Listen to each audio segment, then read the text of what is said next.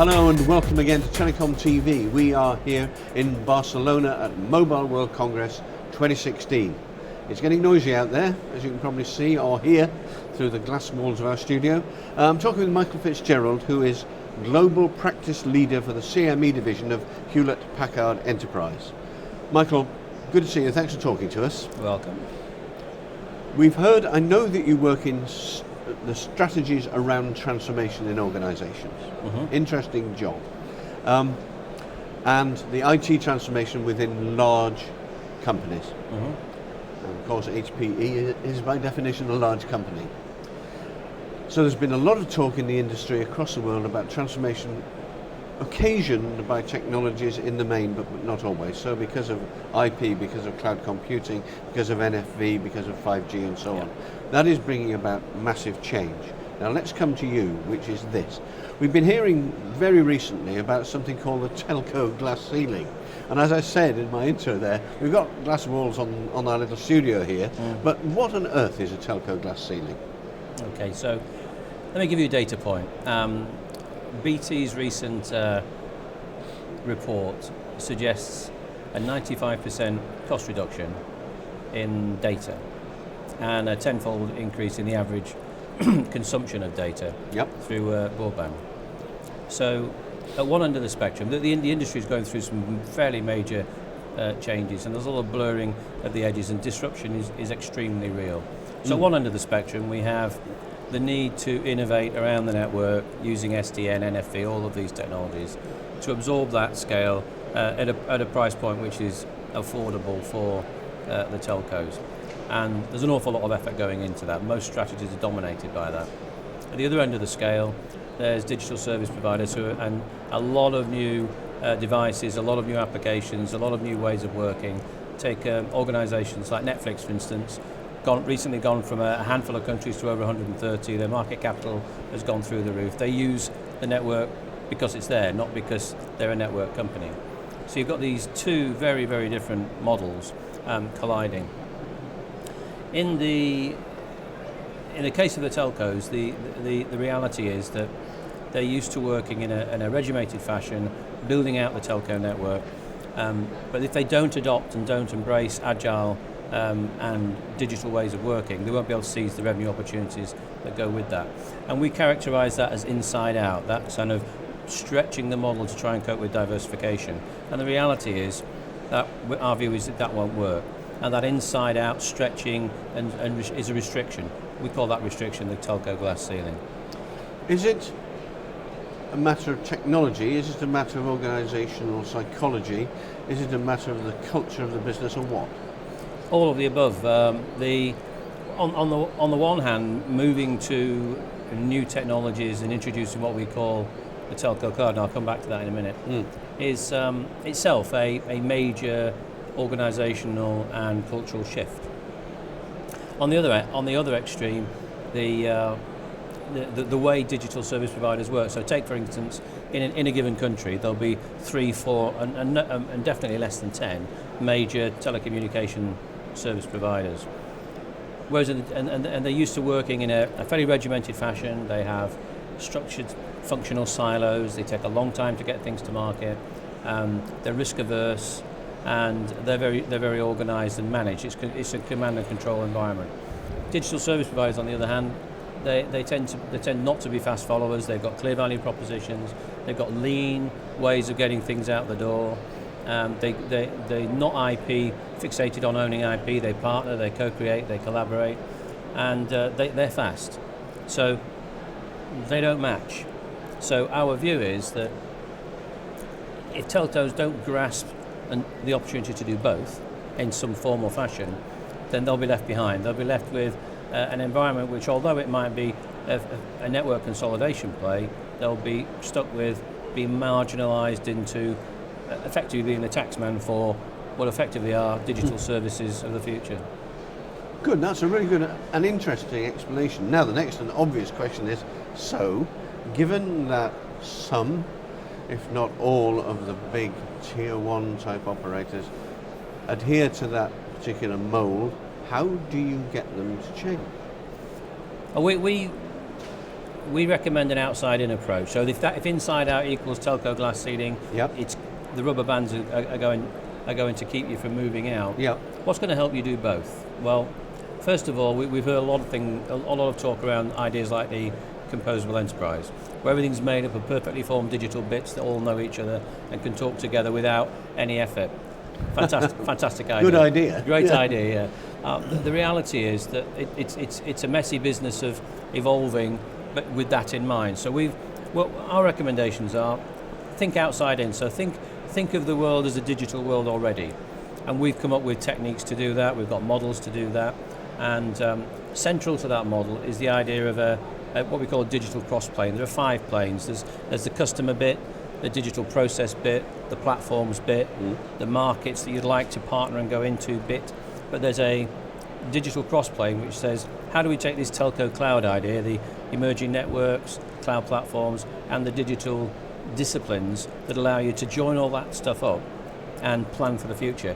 We see that as absolutely necessary if telcos are going to start getting in front of those digital service opportunities, whilst at the same time building out innovative, robust platforms that deliver those services. Now, let's focus a bit more then.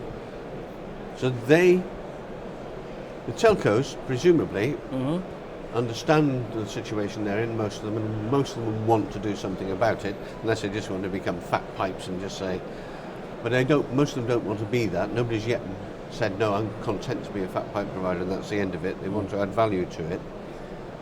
They have choices then about where they can go and who they can partner with and collaborate with to bring about that change. What does that choice consist of? Well, within the digital context that I've just, we essentially we thought this through as a contextual framework. Any top-down planning discipline starts with a context. What do I want to be when I grow up, right? within the context of the telcos, we're thinking there are lots of choices around the customer engagement space. So take AT&T's acquisition of DirecTV, or Verizon's acquisition of AOL, or Vodafone's acquisition of Cable Deutschland. All of these choices are about what services, where do I want to play, who do I want to partner with, and more important, also who am I going to compete with. Now, as these things are embraced, they're not just integrations and acquisitions; they are creations of new ways of working. The reality is that the skills that are required to do that are relatively new. Agile ways of working, huge ecosystems of partnerships where sharing the rewards is up for grabs, and the attitude that sometimes things fail. Take Amazon's approach to change. They have experiments that lead the way through to transformations. So they accept that certain ideas will fail. A lot of the digital service providers manage their business on a portfolio of ideas and initiatives that all link to a business outcome, but if they don't succeed, so what? So that they have to do both. And we see the how, one of the how pieces from a technology point of view is that integration fabric. So the integration fabric is set up to insulate the customer from all of this chaos that's going on underneath. But the reality is it starts to build out the foundations and allow the different parts of the model to talk to each other, to work together, and to evolve as the business changes. So it's a two-speed approach. Fix today, and ensure that fix is enabling the future. And the future is whatever those future digital choices are. Now, you are the global practice leader at Hewlett Packard Enterprise, CME division. What is HPE doing in this space? What's its play? Well, the plan is that obviously we have some fairly major plays that we're taking out to the market now to tackle that fix today to enable the future, the telco cloud. That's very, very important. And it's got the 3 components. It's got the, I think SAR calls it the itification of the network, moving it to the cloud, but also putting in that digital fabric. The wider HP enterprise has an enormous amount to bring to the party in terms of things like SOA disciplines, how to interface with programmable platforms, how to introduce things like DevOps, the agile multi-team approach, multifunctional team approach to changing IT. That's a now issue. That's what we're doing right now. In parallel with that, there's also what happens as that takes shape. So as those digital integration environments are put in place, things like analytics and security and orchestration become incredibly important.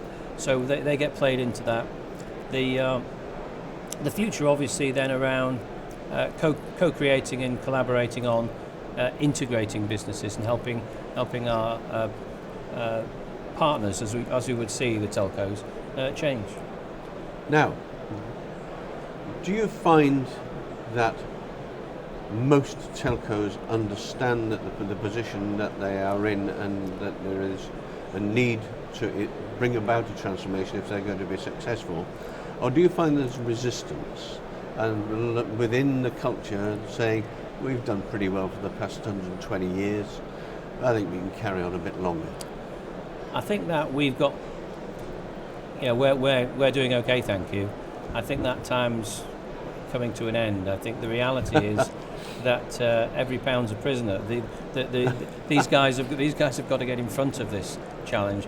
And actually, we've done a piece of research on what are the revenue growth opportunities of the telco cloud, and it's quite interesting that over and above adding on extra services to existing channels, it is actually all about the big decisions, the big choices. Sure. And I would say, and internally we've done about 30 trials and proof of concepts around these new ideas, and what we're finding is that the biggest challenges are cultural. They are, how do you, to be blunt, slam these organisations together and have them work in this new way? It's not a technical conversation because they're all equally excellent at what they do, but on the one hand you've got a revenue division that looks after the network, the IT division, the cost structure. It's simple stuff, but then they're not easy things to overcome. So there's that. There's the supply chain piece is interesting. One would think it would get simpler because it's all about IT infrastructure now, not lots of equipment providers. Actually, you're swapping one complex environment for another one because the other one is service integration, application integration, and multi-supplier management within a much more hard to manage environment that currently the IT organisations, if I'm honest, don't do a phenomenal job of.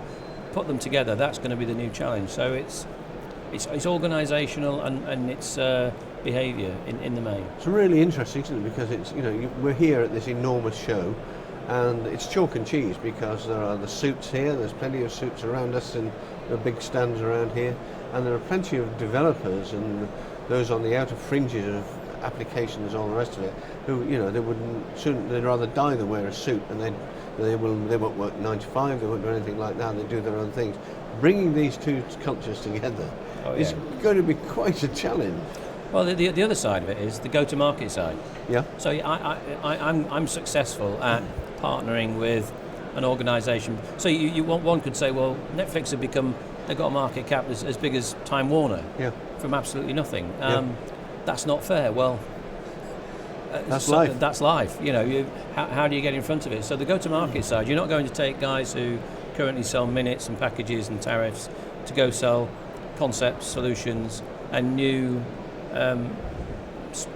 ideas to new groups of people, or indeed take IoT platforms and put them into the health tech sector or the automotive sector and actually monetize them, because that's the other question. Of course. So it's both ends of the spectrum. It's running the business and it's growing it as well. So what about this top-down approach then, Michael? How does it work? Why is it important? And looking forward, say 12 months, 18 months or so, what changes do you think you're going to see? Well, one of the biggest realities of the large telecommunications companies, they're extremely good at sourcing. They know how to manage suppliers. They spend an awful lot of money. What they don't have, and we've tried this in a couple of places, is they don't have people who sit alongside them from a very practical point of view and help them plan and change continuously. Because at the one end of the spectrum, they've got lots of people, as you call them, suits, helping them think. But the reality is they kind of know what they need to do. What their biggest challenge is how to do it. So what we have started to do, and in a few years' time it would be great to be in a position where this is business as usual, that we are partners. and partners in the true sense of the word, that we are alongside that continuous transformation approach that leverages IT in the fullest sense of the word to help create value and drive change for our clients. And we've started that approach, and we've essentially got it on 4 levers. One is efficiency, which is cost optimization. So as you implement this stuff, make sure it releases, bottom line improvements, and enables top line agility, effectiveness, which is essentially service improvement, which is job one for culture change, putting teams together, helping them do things better, and that includes things like analytics and security as well as a backdrop. Then agility, which is growing not just the client's portfolio, but liberating that into new growth. So things like text streaming video onto mobile devices. How do you put teams together, monetize that? How do we do it together? And last but not least, the big decisions. We have our own partnership network, which is vast. Half the revenue from HP is done through third parties and innovators. Open that up to our partners and say, we'll help you exploit that at the same time. That would be great to see as business as usual in 2 years' time. It's a really interesting job. It's been a pleasure to talk to you. Michael Fitzgerald, thank you very much indeed. Thank you.